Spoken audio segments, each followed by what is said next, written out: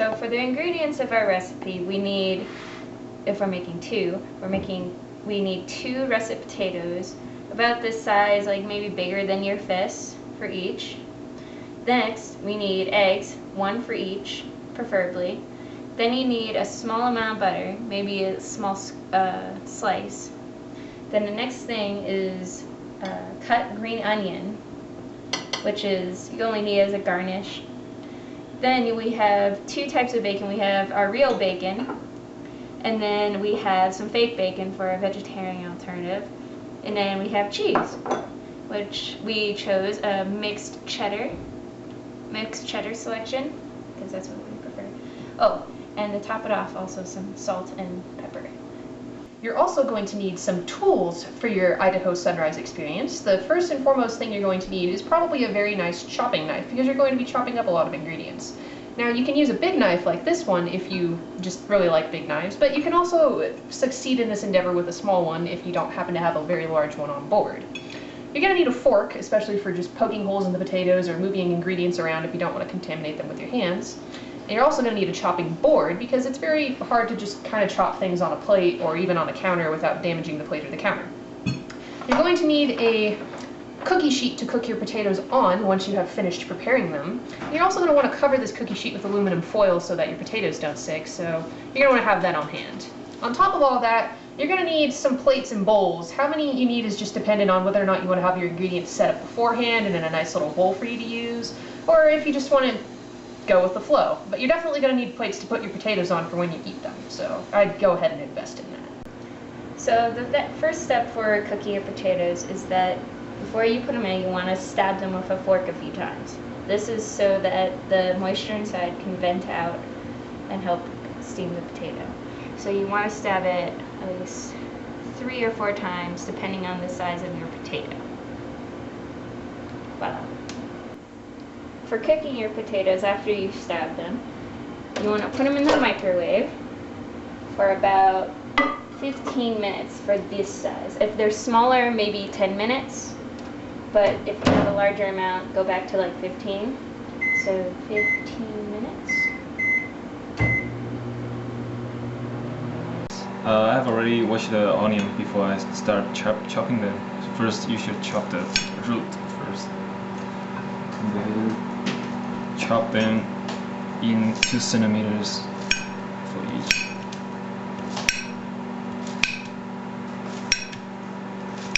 And you should find a ball to put the onion inside later.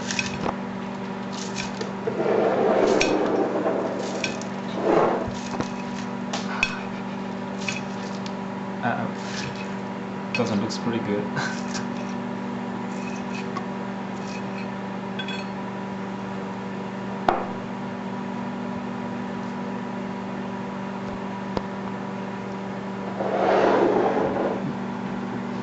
So we need bacon for our little spud amazingness. So I'm going to take 2 of these slices and I'm going to put them on this plate right here. And we're going to put them in the microwave for like 10 seconds. You don't really need much for these because these are pre-cooked bacon. If you're getting actual bacon, you should look up the instructions for those.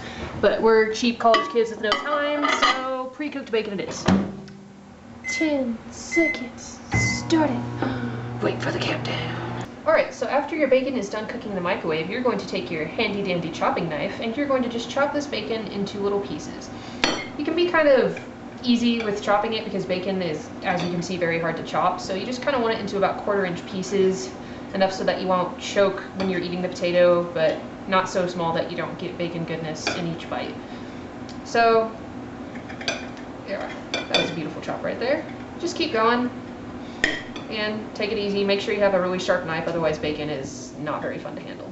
And once you have all these pieces, you just put them into a nice little bowl and cut the rest of your bacon and you have bacon bits for your potato. So, first step is, after you cook your potato, is to cut a part of the tomato off. So you have a nice little section that you could scoop out. You want to do this for all of your hot potatoes. You could usually wait. You don't have to do it when they're super hot like they are now. But as long as you get that top part off that you can scoop, you can use any size of potato. But then, like, I guess a smaller potato, you need a smaller egg. So, haha, potatoes. Alright, so the next step of your potato cutting is to actually scoop out some potato. So you want to be very careful about this because you want to keep your potato mode. So I kind of go at the edges until it just easily comes out. You can use whatever. You could use an ice cream scoop or just a regular spoon. This is a really big spoon for this type of thing, so may not be the best choice, but hey, it's what you got, right? College students, make use of what you have. Haha. So basically just clean out your potato so that you can use it. Voila. Potato boat. Okay, so for the potato ball, you should put some butter, just a thin layer inside for each of the potato.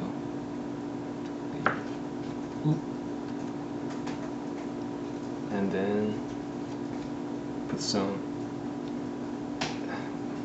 cheese, cover the layer.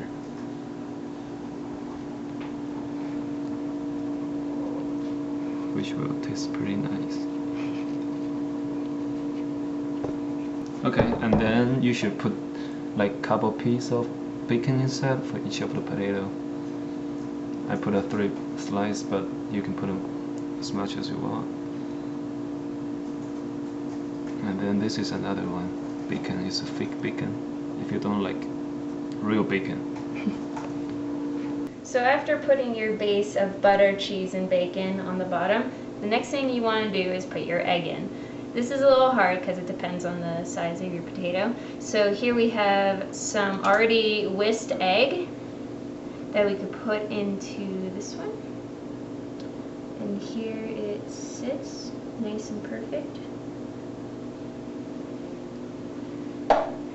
And then for this one, we'll actually crack an egg. Put that in so it sits there nicely. And then after this, you have your egg in there, right? So then you want to put the remainder of your toppings on. Let's put some bacon in here. Like I say, this is like your breakfast, so you want to put as much as you want and can. Then you have your cut green onions. Back in there. You want to put plenty on top because this is your vegetable content. Here we go. And then to finish up, you put more cheese on top so that it crusts over and also kind of seals your egg in. And it'll look very pretty when it's all done. It's gonna look gorgeous. And voila! Alright, so now that you have your potatoes fully prepared, we're going to need to put them in the oven. We have a baking sheet here for them. As you notice, it's covered in aluminum foil because we don't want the potatoes sticking to your actual baking sheet, otherwise it's going to be really hard to get off and really hard to clean later. But we're going to take each potato, we're going to very carefully set it on the cookie sheet. And we're going to put it into the oven. The oven is currently at 350 degrees. And we're going to put them in for about 20-25 minutes until your egg looks like it's pretty well cooked.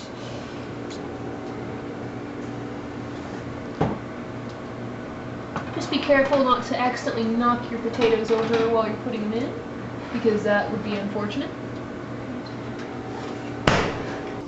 Alright, so after your 20 minutes are up, we're going to open this oven, and we're going to very carefully, and I mean very, take out your sheet. You don't want to knock over the potatoes or burn yourself. You're going to put it onto a surface that is resistant to heat so you don't burn anything. And you're not going to slam the oven like I just did. So you're going to wait for these to cool off a little bit. And then you're going to eat them. Simple as that. You can eat them with a fork or whatever, your hands. You can just, go nuts. And we'll be back to you as soon as these have cooled off. Right, we have our finished products here and ready for the eating. I have my regular bacon version. And I have my vegetarian version. You can eat it however you want. I've got my fork here, Alice has got her fork here, but I'm just going to dig into it like a barbarian.